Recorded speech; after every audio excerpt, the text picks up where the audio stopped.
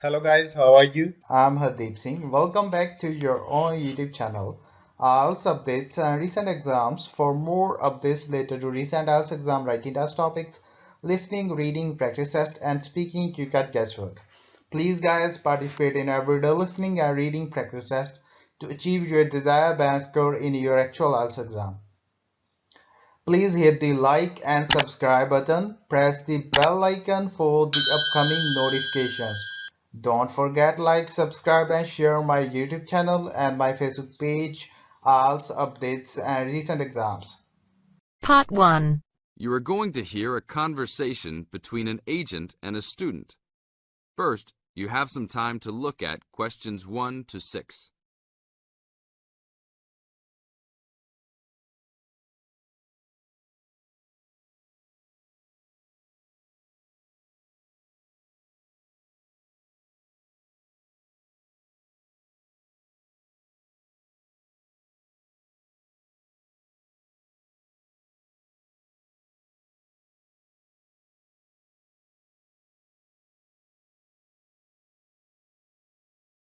Now listen to the tape and answer the questions.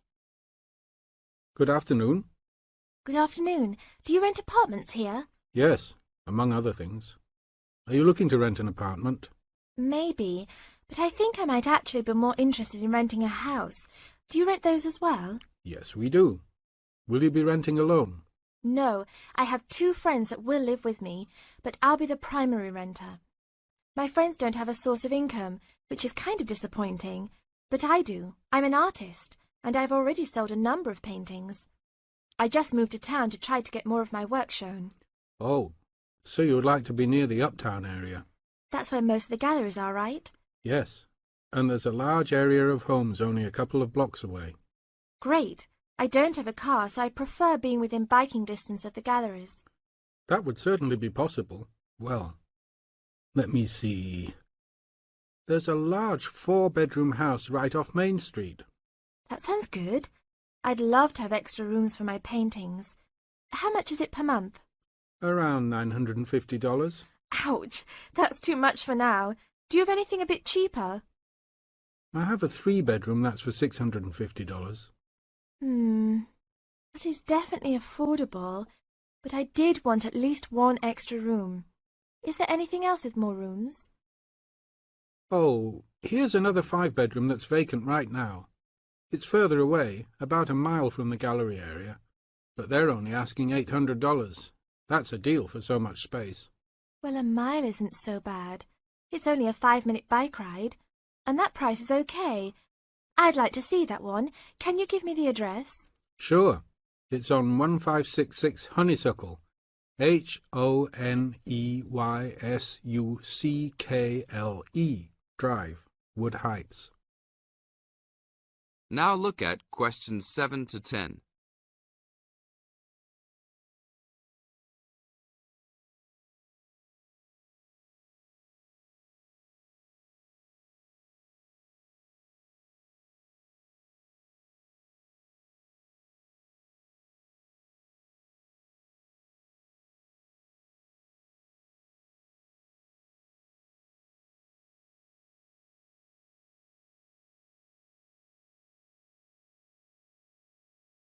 As the talk continues, answer questions 7 to 10.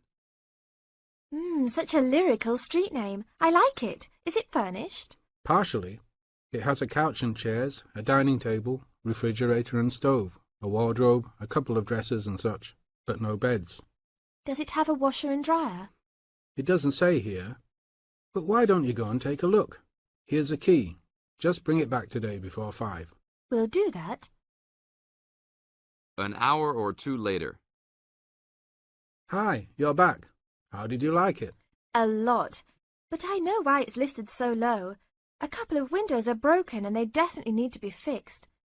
I'm surprised no one has broken into the house and taken anything. That should be fixed right away. No problem.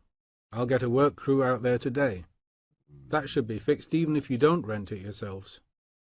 Did they have a washer and dryer? No, but I can wash clothes by hand until I find good used ones. There was another thing, though. The tiles in the kitchen floor were broken and lying all over the place. You'd need to put in a new kitchen floor as well. Okay, I'll talk about that with the landlord. If you can do those two things, then I'll take it as soon as you're ready. That is the end of part 1. You now have half a minute to check your answers.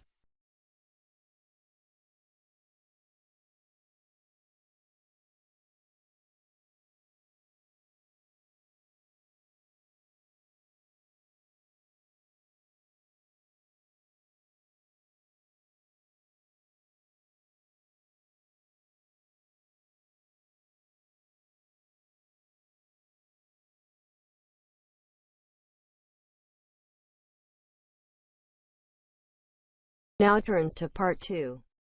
You are going to hear a talk given by Dr. Wallace. First, you have some time to look at questions 11 to 20.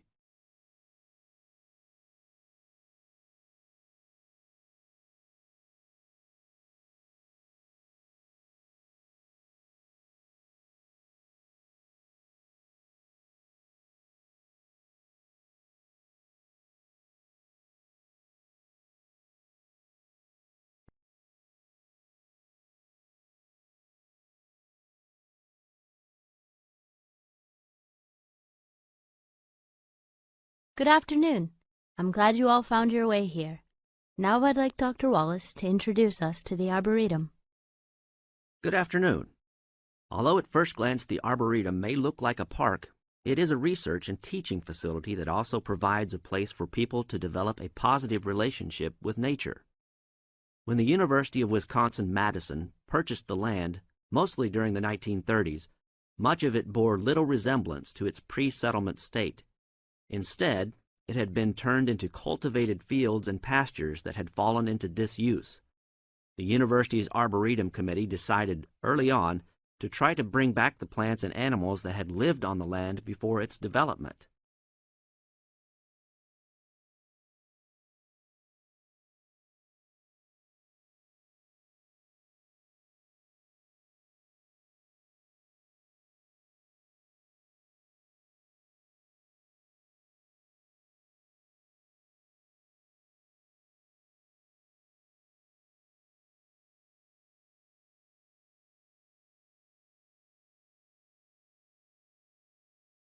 Though they may not have anticipated it at the time, the committee's foresight resulted in the Arboretum's ongoing status as a pioneer in the restoration and management of ecological communities.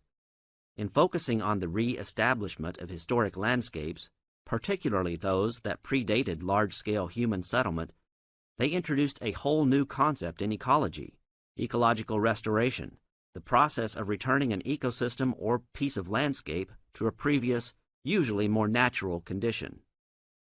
Madison was a fast-growing city in the 1920s. Fortunately, some leading citizens recognized the need to preserve open space for Madison's residents.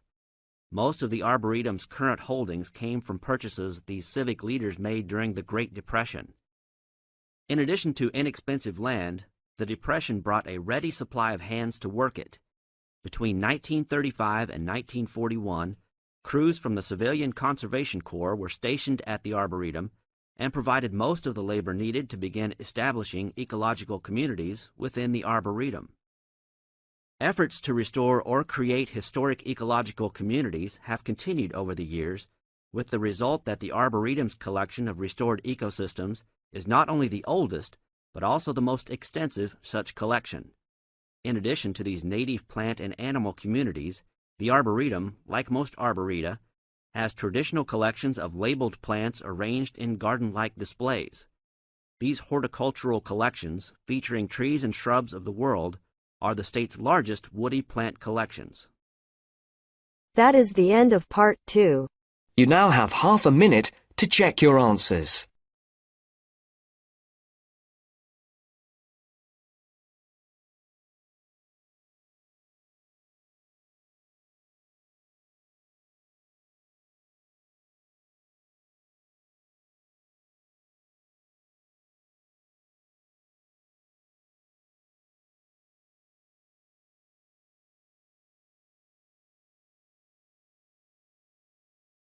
Now turns to part 3.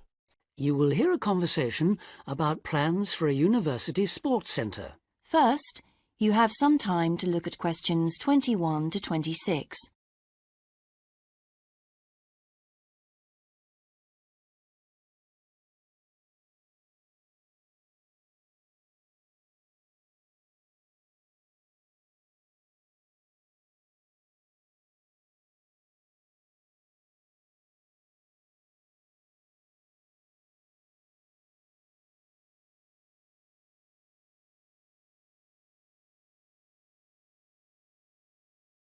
Before we go on to look at specific sports, let's think for a moment about the non-sports facilities we really need here. Things like better changing rooms and showers. Yes. If this really is going to be a state-of-the-art building, it'll need to have high-tech amenities, but also places for people to chill out after all the exercise they've been doing.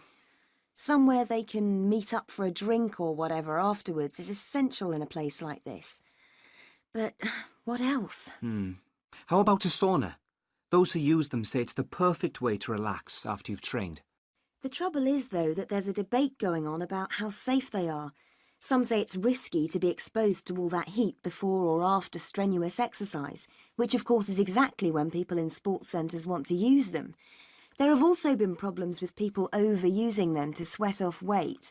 So, to avoid any possible dangers, I don't think I'd include them on my list. Talking of dangers, I wonder whether we ought to have some sort of facility where minor injuries like cuts and bruises and sprains can be treated. Maybe. It would seem to make sense with all the mishaps that are bound to occur when you have so many people running and jumping about and so on.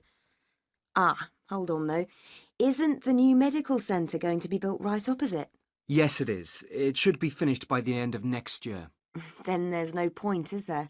Anyone who gets hurt can go over there, where there'll be much better treatment than anything we could offer on site. Yes, I can see that.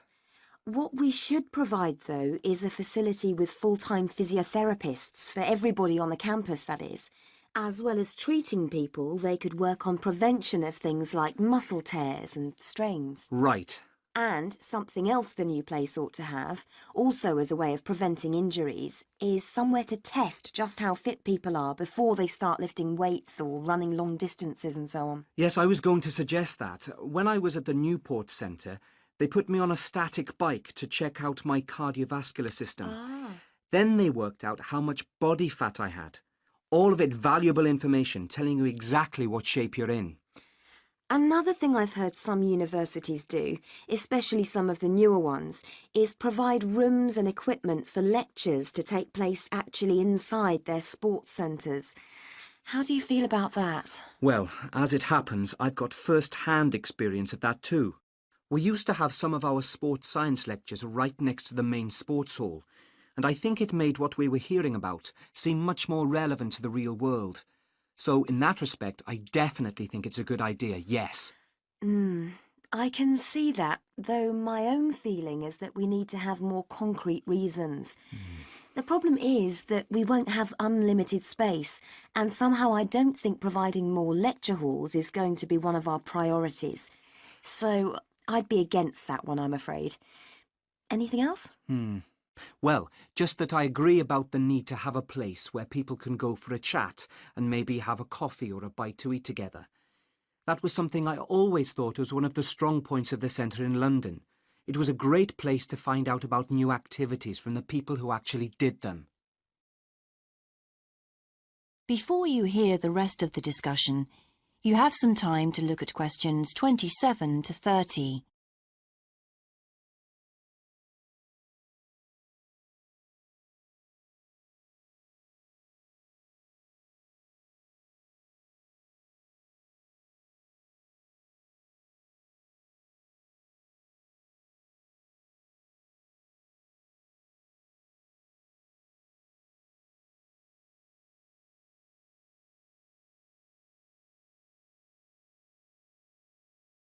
So what about the main sports facilities themselves? What do we need?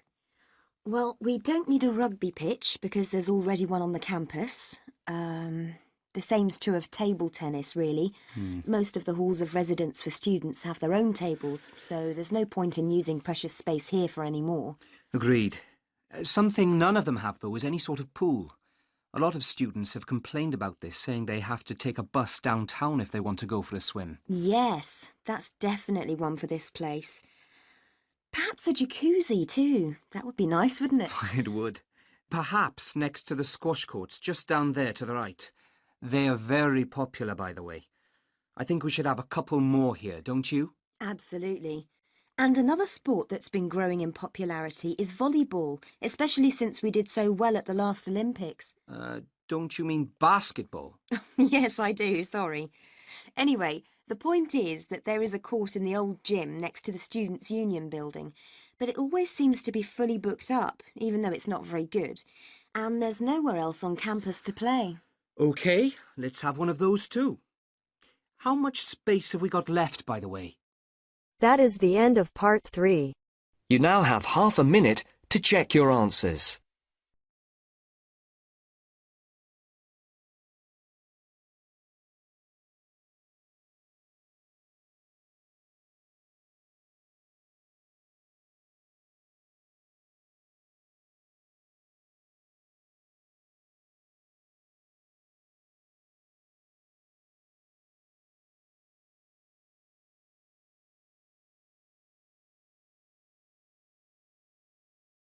Now turns to part 4.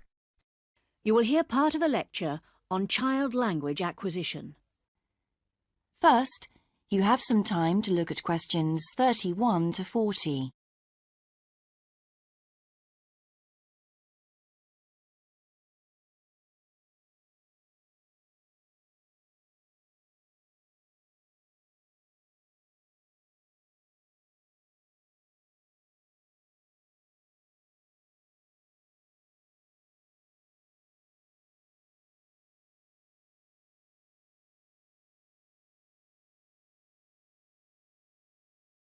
Today, in our series of lectures on human language, we're going to be looking at the way in which children acquire language. The study of how people learn to speak has proved to be one of the most fascinating, important, and complex branches of language study. So, let's look at these 3 features in turn. Firstly, why is it fascinating?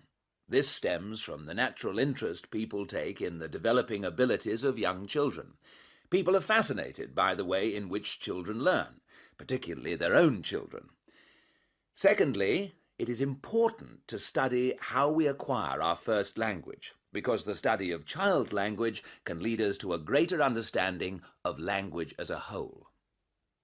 The third point is that it's a complex study, and this is because of the enormous difficulties that are encountered by researchers as soon as they attempt to explain language development, especially in the very young child.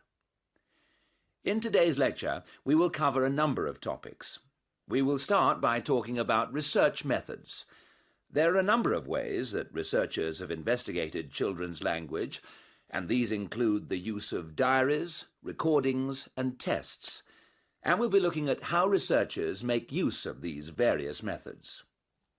We will then go on to examine the language learning process, starting with the development of speech in young infants during the first year of life. This is the time associated with the emergence of the skills of speech perception. In other words, an emergence of the child's awareness of his or her own ability to speak. We will continue with our examination of the language learning process, this time by looking at language learning in the older child, that is, in children under 5. As they mature, it's possible to begin analysis in conventional linguistic terms. And so, in our analysis, we will look at phonological, grammatical, and semantic development in preschool children. In the second part of the talk, I would like to review some educational approaches to the question of how linguistic skills can be developed. In other words, how can we assist the young child to learn language skills at school? Initially, we will look at issues that arise in relation to spoken language. We will then look at reading and review a number of approaches that have been proposed in relation to the teaching of reading. Finally, we will conclude today's talk with an account of current thinking about the most neglected area of all, the child's developing awareness of written language. That is the end of part 4. You now have half a minute to check your answers. So guys, don't forget like, subscribe and share my YouTube channel and my Facebook page, IELTS updates and recent exams. For more updates related to recent IELTS exam writing test topics, listening, reading, practice test and speaking, you got guesswork. Please guys, participate in everyday new IELTS listening and reading practice tests to achieve your desired band score in your actual IELTS exam. For more IELTS material, visit my official website www.ieltsupdatesandrecentexams.com. The link is given below in the description. If you need PDF files of latest IELTS material, then please join my Telegram channel. So guys, please write your score below the comment section. Again, thanks for listening. God bless you all guys. Stay tuned, stay safe.